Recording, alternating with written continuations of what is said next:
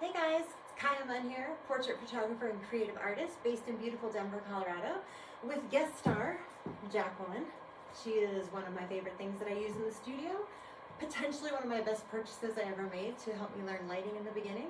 And now I utilize her in any variety of ways, including designing one-of-a-kind, couture-looking dresses for my clients, which in reality are super simple to make. So today I'm going to teach you how to do a DIY glam gown for your portrait clients that they will never know is just put together. You don't need to know how to sew, you don't need to know how to glue, you don't need to know how to use hot glue. All you need for this is one large piece of stretchy velvet fabric. In this case, I chose about 7 yards. I'm very extra and over the top, you don't need to do that.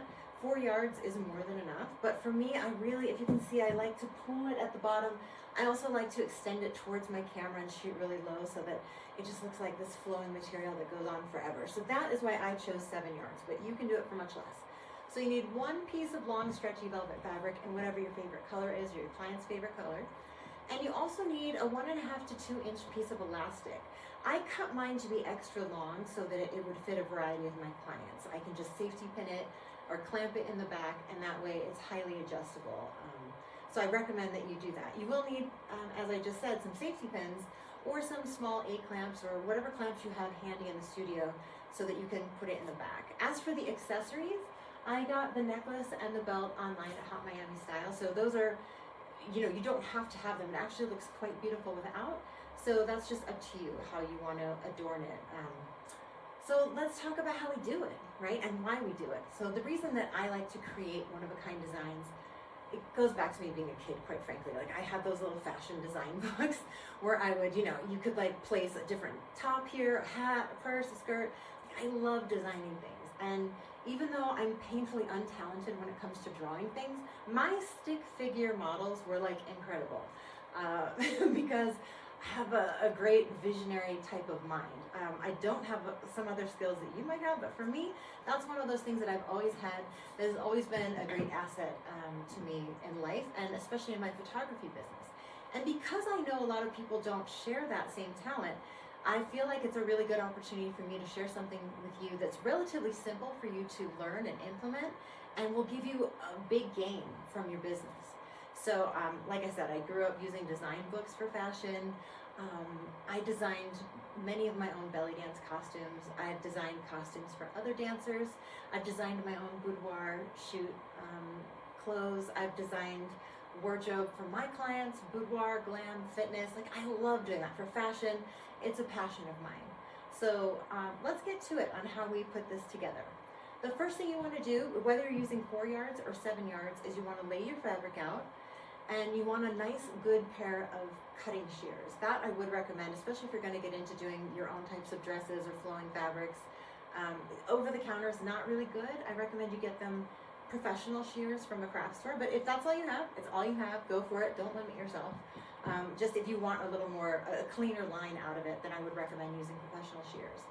So you stretch it out the 7 yards. I want you to take the short side of it. And I measured about 8 inches. I wanted to have enough room that when it was draped around my client's torso, I could make it as large for more coverage or as small for less coverage as my client felt comfortable or whatever she desired to have. So for that reason, I cut it at about 8 inches. And the width of my fabric ended up being 24 inches. So it's about 8 by 24. You take that first piece of fabric and you drape it over your model so it lays equally, just across the front. Now there are many different ways you could do this. I could have made it a bandeau top and just gone straight around the middle.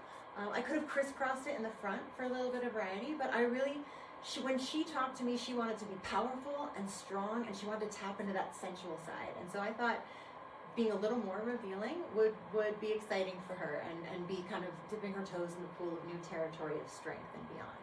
So that is why I chose to do it like this. So I just wrapped it right around her torso, covering the breasts. What you do with the breasts is going to be up to you in just a second with the material, because you can pleat it, you can bring it in closer to make it smaller, you can extend it wider to give your client more coverage. You can also bring it in closer in the center in case you have a client who's not really comfortable with having their torso shown. So those are varieties that we'll get into. After you drape your first piece that goes over the breasts. You want to take your elastic. I used a nude color elastic. Mine was 2 inches, but 1.5 inches to 2 inches is a good solid size to work with. I took it and clipped it in the back. So I made mine a little longer than the waist size of my client because I just want to be able to use it for multiple clients. And you can safety pin, you can clamp, whatever works best and easiest for you. It goes right over the top, and you can put it either at the waist or a little bit lower. In this case, you can see it's like right about the belly button level. At that point, I take that big extra piece of velvet that I have now, and I start by attaching it, or by holding it right behind the front of the waist. And I wrap it around the front and take it all the way to attach at the other side. Now the reason I do it just to the side of the leg is so that I can open this up and she can show the leg if she wants to. If you have a client who has no interest in showing their leg, you could just do it entirely from the back. If you have a client who wants a lot more leg, just shift it more towards the front, whatever works for them. But that's where I start. I start here, I wrap it around, and then I attach that with either or both safety pins and little small A-clamps. So right there you have it. Your dress is done with the 2 pieces. You don't need to add anything else. You do need to look out for raw edges and make sure that you tuck those under.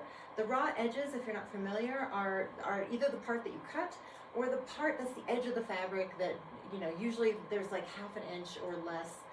It doesn't quite look as finished as the piece that you want people to see. So I just tuck that in on the insides, on the outsides, and underneath. And again, for the bottom of the gown, you can pull it, you can pull it out, you can make it a train that goes behind your client, however that works best for you. I chose to add accessories just because I really wanted it to be super glam. So I had this matching choker and belt in a nice gold metallic sheen that just really was beautiful. My client was blown away. Not only was she blown away when I told her that I created something for her, but when she saw it. And then when she saw it on herself, it was next level. The thing about making something like this is, number one, your client knows that they inspired you, and they feel exceptional that you were inspired to create something just for them. And even if you're using it for not just for them, you present it as though, you know, you've been inspired by them, and I was. She told me all these different things about herself, and I knew what I wanted to create for her. The fact that it's gonna help me out with my other clients is a big bonus for me. The next piece of this is it's one of a kind. So the person down the street who's also doing glam photography or fashion photography, boudoir, they don't have this. So if you want a one-of-a-kind, unique outfit, it's a beautiful glam dress like this one, you're gonna have to come for me. So that just adds value to my business. The other thing is word of mouth. So she loved these images so much that she bought many of them, and then she showed them to all of her friends. And what do her friends want? Number one, they love it, right? They love the experience that she got. They think the images are beautiful. What they also loved was, where did you get that gown? And the answer was, she made it for me.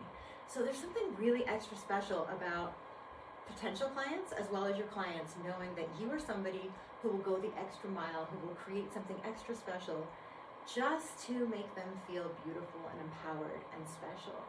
And the reality is, this is a very inexpensive piece of fabric. You don't need to use the accessories if you don't already have them. And it's just absolutely gorgeous. So I hope that you will try this out. You know, the colors, there's so many colors. Velvet comes in everything. I would choose something, this one's pretty specific. I had several clients who loved the mustard gold color, so that's why I went with it. And I actually love this so much that I bought several other pieces of velvet in different colors. But I just recommend whatever's on brand for you and your clients. Go to the fabric store. You can get it on Amazon, at Etsy. Just take a look and see. And like I said, minimum 4 yards, just so that you get a little more length. But for me, I like to do 7 yards, and that includes, you know, I cut off that 8 inches. But I would love to see what you create. Please tag me on Instagram, let me know. And if you'd like to see any more DIY tutorials, like this is something I love. I create sets, I create props, I create gowns, I create boudoir lingerie. So let me know what you're interested in, and I'd be happy to share that with you. Really appreciate you guys. I hope that you'll give me a like and subscribe, and I look forward to seeing you next time. Bye.